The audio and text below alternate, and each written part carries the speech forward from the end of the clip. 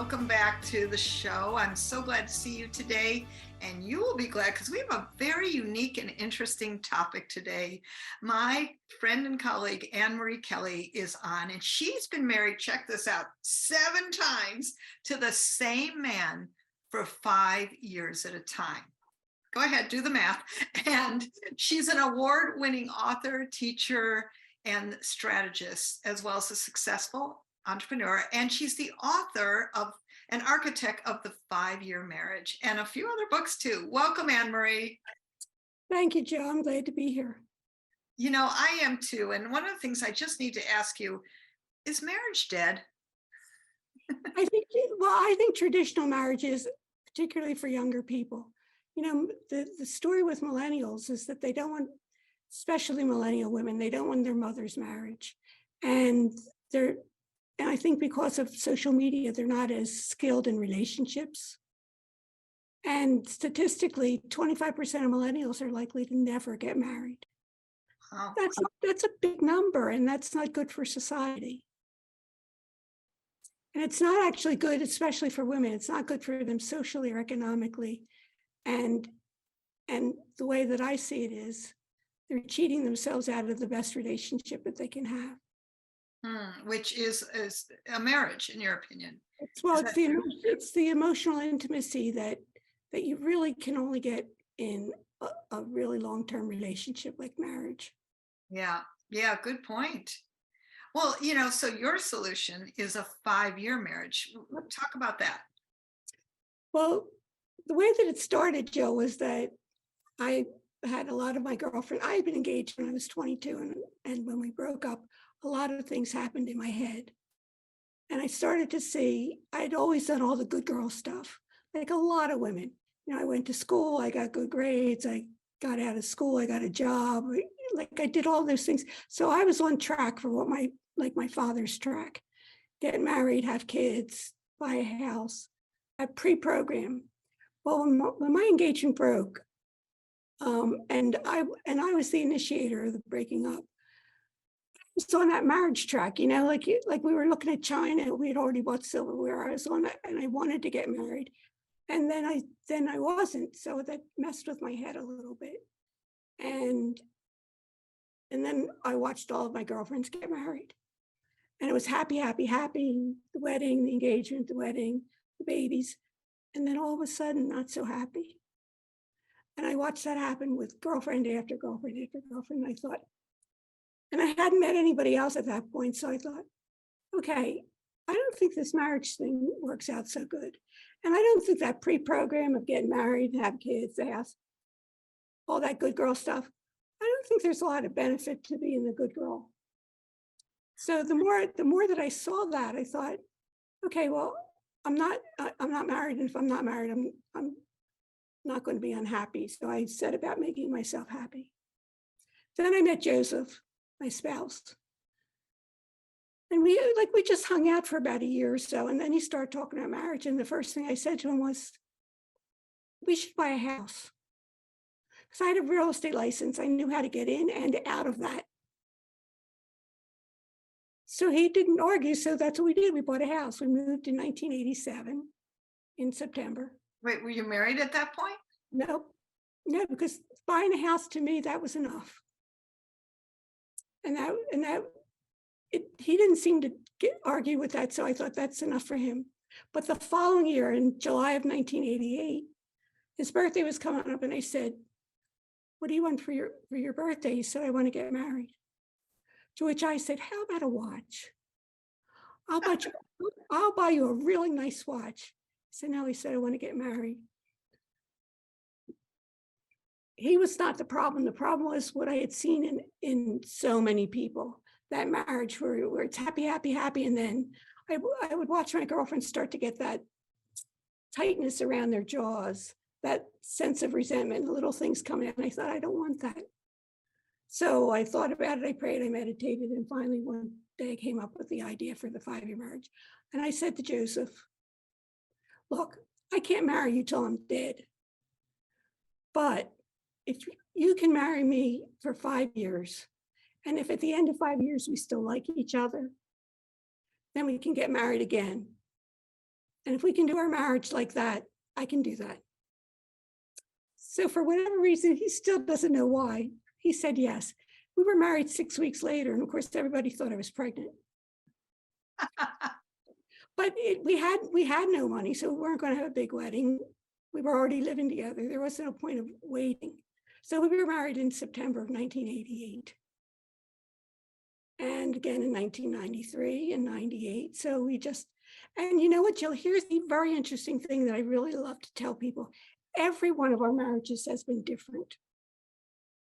Really? How It's so?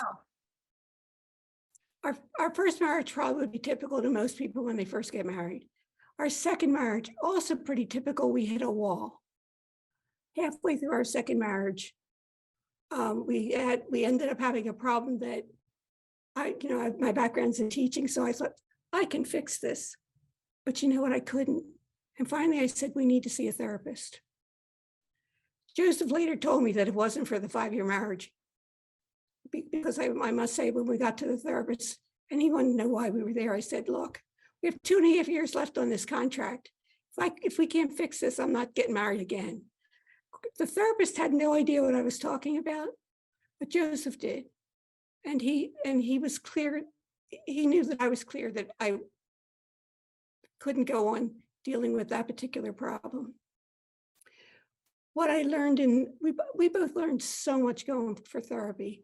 And what I learned in that second marriage became the basis for what Joseph and I have used in all the rest of our marriages. And it's the basis for what I teach people today.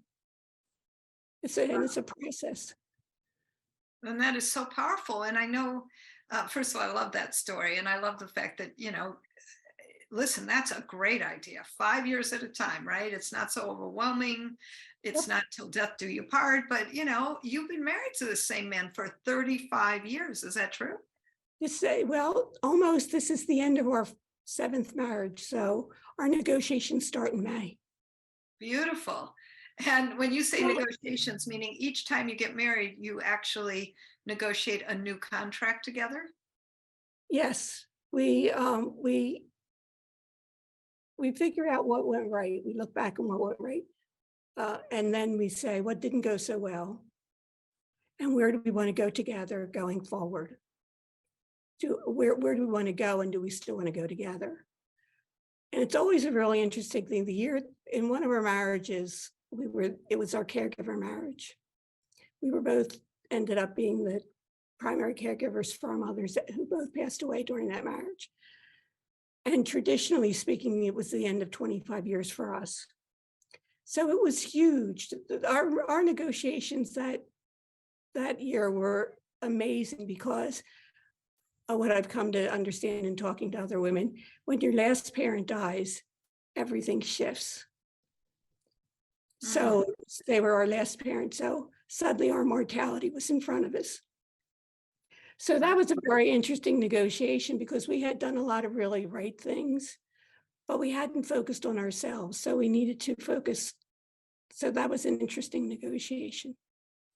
How wonderful. I love that.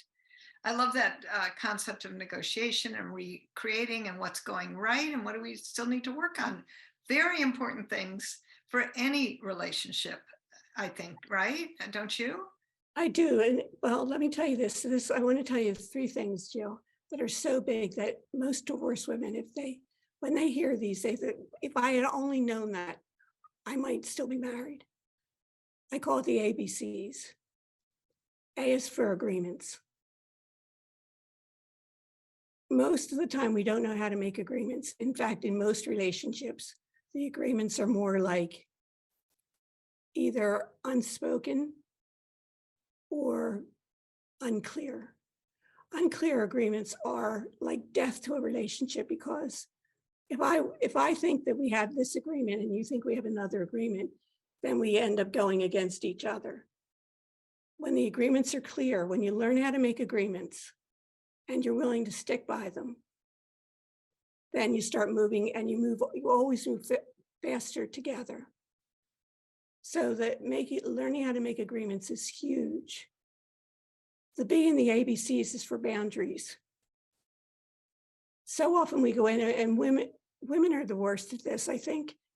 We don't even know what our boundaries are. And so when they get crossed in our relationships, we're like, ah, how'd that happen? But we aren't even, we get offended that, and we get hurt, but we're not clear about what it is. So I learned pretty early on that one of my boundaries is nobody's allowed to yell at me. I don't care who you are. I don't care how important you think you are. I don't care if I'm married to you. No one's allowed to yell at me. And Joseph knows that. So sometimes when we get into a conversation, an argument, sometimes it gets heated. And sometimes you don't realize how heated it gets. And at some point, I feel like he's yelling at me, to which I say, stop, you're yelling at me. Now, as soon as I say that, he knows that's a boundary for me. Yeah. And then we back off, we take a breath. Another boundary that I have is I like privacy in the bathroom. Don't come, if I'm taking a shower, don't come in and ask me a question. If I'm fixing my makeup, privacy in the bathroom, that's a boundary that I have. So when I'm clear about my boundaries and Joseph is clear about his, that keeps things clean between us. That's for sure. I love that. And these are really good examples. And then what's the C for? The C stands for the curse of compromise. As women, I find that we're often told, it's not just women, people always say, well, in marriage, you have to compromise. But the truth of the matter is, in my experience, most often it's the woman who does the compromising. And the man just sort of says, okay, well, here, I want to do this. Will you go along with it? And she says yes. And then she gets angry and she gets resentful and then she gets mad. They have an argument. So instead of compromising, I talk about negotiation. So the idea being that if you want me to go to your family's house for dinner and I know your mother hates me and I don't want to go, I'm going to put up an argument and you're going to ask me to go and blah, blah, blah. And I'm going to go and I'm going to be miserable the whole time. And I'm going to take it out on you. So instead of compromising like that, I suggest a negotiation. Okay, listen, I will go to your parents' house. I will be really nice with your mom, even though I know she hates me. But in exchange for that, what I would like is, and then you pick, whether it's a romantic weekend away, a weekend just you and your girlfriends, something that will make it easy for you to, while you're sitting at that dinner table, instead of clenching your teeth, you'll be thinking in the back of your head, this is worth it because I'm going to love that romantic weekend at the beach. I love that. Instead of compromising, that's why I say it's a curse, because you do it and you're like, negotiate. So those are my ABCs. I love that. It's such great advice. And, listen, if you're in a relationship out there listening, you go through things. I think that also involves work relationships, but today we're obviously focused on the romantic marriage part. But certainly it's a relationship that needs all of these things. Annmarie, this is so practical and I really think so helpful. It stimulated some thoughts for me. I'm like, oh, no wonder why I've hated Christmas for 25 years. Sometimes, the family things are a little rough. But Jill, things change. Like you start out one way and things change. You change, your partner changes. And when those changes happen, they change the relationship. Yeah. And if you don't stop and say, what's changed? How did we deal with it? Then you just sort of go, yeah, what ends up that I see happening is that a wall gets built and then you go in different directions. And then many women have that living together loneliness because they don't feel connected to their partner. Yeah, that's even tougher, right? Well, I think you've maneuvered a long-term, beautiful relationship, and you've helped us understand how to do it in simple, easy ways. And I personally really appreciate that in terms of having me really think about. And I love the ABCs, just simple things I can do that make a big difference. So thank you for that. Well, thank you for having me, Jill. This was great. I appreciate it. Absolutely. Now, I know that everyone's going to want to be in touch with you. So, how do they stay connected to you, Annmarie? They can stay connected to me. My website is annmariekelly.com. And I have a gift for your listeners. It's called the Relationship Road, the 5-Year Marriage Relationship Roadmap. And it gives you a step-by-step that you need to do. So if you go onto my website, you'll be able to find the relationship roadmap. And then you can get in touch with me at annmariekelly.com. Beautiful. Thank you. So, go to our website, get that relationship map. I know I'm gonna, so I have a better map for my relationship. And I appreciate so much, Annmarie, you coming today, your great tips, and who you are as a wonderful person. Thank you for being here. Thank you. Back at you, Jill. Thank you. So thank you everybody for tuning in. Tune into your relationship now. That's a great place to be next. And go visit JillLublin.com. We'll see you at the next episode. Take care, everyone. Keep being kind. Bye-bye.